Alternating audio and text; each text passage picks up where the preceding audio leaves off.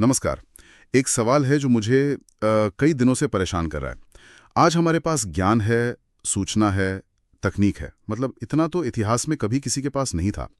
फिर भी जब हम अपने चारों तरफ देखते हैं तो ये दुनिया इतनी बटी हुई, डरी हुई और अनबैलेंस्ड क्यों लगती है?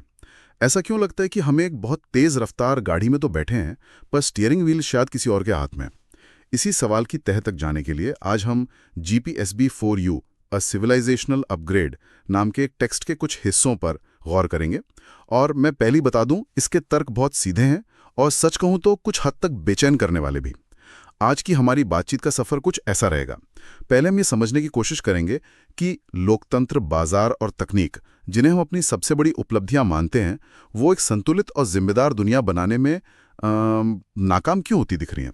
और फिर इस पहेली को और गहरा करने के लिए हम एक बहुत ही दिलचस्प केस स्टडी देखेंगे, जिसे टेक्स्ट में भारतीय विरोधाभास कहा गया है। और यहाँ मैं शुरू में ही एक बात जोड़ना चाहूंगी। स्रोत का जो मूल तर्क है वो ये नहीं है कि दुनिया तबाह हो गई है या इंसानियत हार गई है, नहीं। शब्द है असंतुलित, इम्बैलेंस्ड। समस्या हमारी समझ या ज्ञान की कमी नहीं है, बल्कि उन सिस्टम्स की कमी है जो जिम्मेदारी तय कर सकें। हम ज्ञान तो बहुत बना रहे हैं, पर उसे जमीन पे उतारने वाली जवाबदेह व्यवस्था नहीं बना पा रहे हैं। और मुझे लगता है यहीं सारा खेल बिगड़ रहा है। तो चलिए इस गुत्थी को सुलझाना शुरू करते हैं। टेक्स्ट का जो सबसे बड़ा और मुझे लगता है कि सबसे जरूरी तर्क है वो ये है कि इंसानियत असफल नहीं हुई, बल्कि हमारे बनाए हुए सिस्टम्स हुए। ये एक बहुत बड़ी बात है। श्रुत कहता है कि इतिहास में जब भी कोई सभ्यता गिरी है तो ऐसा नहीं था कि वहां ज्ञान, नैतिकता या कानून नहीं थे, वो सब थे। लेकिन जिस एक चीज को कभी सिस्टम का हिस्सा नहीं बनाया गया वो थी जवाबदेही। हमने अधिकार तो खूब दिए, पर जिम्मेदारियों के बिना, और इसी ने हमारी सभ्यता की नींव को खोखला कर दिया।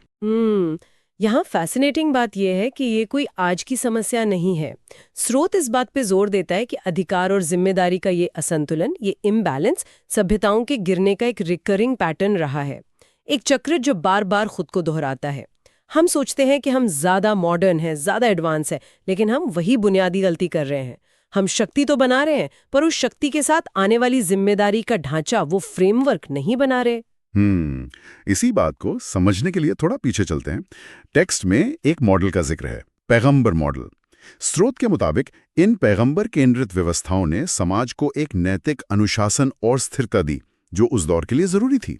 लेकिन जैसे जैसे समाज बढ़ा और जटिल होता गया, इन मॉडल्स में सुधार और सवालों की गुंजाइश खत्म हो गई। आस्था ने समाज को एक जगह थामे तो रखा, पर उसे आगे बढ़ने यानी इवॉल्व होने से भी रोक दिया। इसे ऐसे समझिए कि जैसे एक परिवार में दादाजी ने कुछ नियम बना दिए। जब तक परिवार छोटा था सब ठीक चला, सबने नियम माने और एक अनुशासन था। लेकिन जैसे जैसे परिवार बढ़ा, नई पीढ़ी आई, उनके नए सवाल थे, नई जरूरतें थीं, दुनिया बदल रही थी, पर नियम वही पुराने रहे, क्योंकि दादाजी के बनाए नियमों पर सवाल उठाना मना था। यही पैगंबर मॉडल की सीमा थी। उसने एक मजबूत नींव तो दी, लेकिन समय के साथ बदलने की क्षमता नहीं दी। वो सवालों और बदलाव को एक खतरे के तौर पर देखता था, विकास के अवसर के रूप में नहीं। तो अगर पुराना पैगंबर मॉडल भी काम नहीं कर रहा था तो हमने उसकी जगह क्या बनाया? लोकतंत्र। और सोर्स के हिसाब से हमने एक समस्या सुलझाने के चक्कर में दूसरी खड़ी कर दी। स्रोत का तर्क बहुत तीखा है। लोकतंत्र ने भागीदारी दी पर जवाबदेही नहीं। मतलब सबको बोलने का हक तो दे दिया, लेकिन इससे भावनाएं योग्यता पर हावी हो गईं।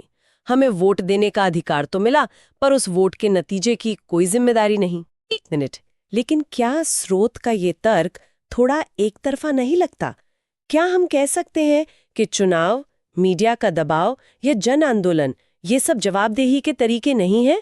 शायद समस्या ये नहीं है कि जवाबदेही है ही नहीं, बल्कि यह कि वो बहुत कमजोर और बिखरी हुई है। बहुत अच्छा सवाल है, और टेक्स्ट शायद यही कह रहा है। वो ये नहीं कह रहा कि जीरो जवाबदेही है, पर यह कह रहा है कि सिस्टम की डीएनए में जवाबदेही नहीं है। अधिकार शर्त के साथ नहीं आते। इसे सोशल मीडिया के उदाहरण से समझिए। आपको कुछ भी पोस्ट करने का अधिकार है, पर उससे फैलने वाली नफरत या गलत जानकारी के नुकसान की सीधी जिम्मेदारी आपकी नहीं बनती। सिस्टम आपको जिम्मेदार नहीं ठहराता। टेक्स्ट का तर्क है कि लोकतंत्र में भी कुछ ऐसा ही हुआ है। अधिकार एक जन्मसिद्ध हक बन गया, योग्यता या जिम्मेदारी से जुड़ी हुई चीज नहीं। अच्छा, अब समझ आया। मतलब सिस्टम लोगों को एम्पावर्ड महसूस कराता है, लेकिन उन्हें रिस्पॉन्सिबल नहीं बनाता। और शायद यही आज की राजनीति का संकट है चलिए अगली प्रणाली पर आते हैं, बाजार। स्रोत मानता है कि बाजारों ने एक बहुत बड़ी समस्या हल की है। उन्होंने अभाव को खत्म किया, कमी को दूर किया। उत्पादन और डिस्ट्रीब्यूशन इतना कुशल हो गया कि जरूरत की चीजें ज्यादातर लोगों तक पहुंचने लगी। हाँ, लेकिन टेक्स्ट कहता है कि इसकी एक बहुत बड़ी कीमत चुकानी पड़ी। बाजार ने इंसान को सिर्फ एक उपभोक्ता, एक कंज्यूमर बनाकर रख दिया। स्रोत में एक लाइन है जो मुझे हिला गई, नैतिकता के बिना विकास धीमी तबाही है। ये लाइन सुनने में बहुत भारी लगती है, पर जरा सोचिए, आज हम क्लाइमेट चेंज की बात करते हैं, सोशल मीडिया से पैदा हुई मेंटल हेल्थ प्रॉब्लम्स की। ये सब क्या है? ये उसी विकास का नतीजा है जिसमें नैतिकता या जिम्मेदारी पर ध्यान नहीं दिया गया, सिर्फ प्रॉफिट और ग्रोथ पर ध्यान दिया गया। तो ये सिर्फ फिलॉसफी नहीं है, ये हमारी रोज की हकीकत है। जब हर चीज की कीमत सिर्फ लाभ और हानि से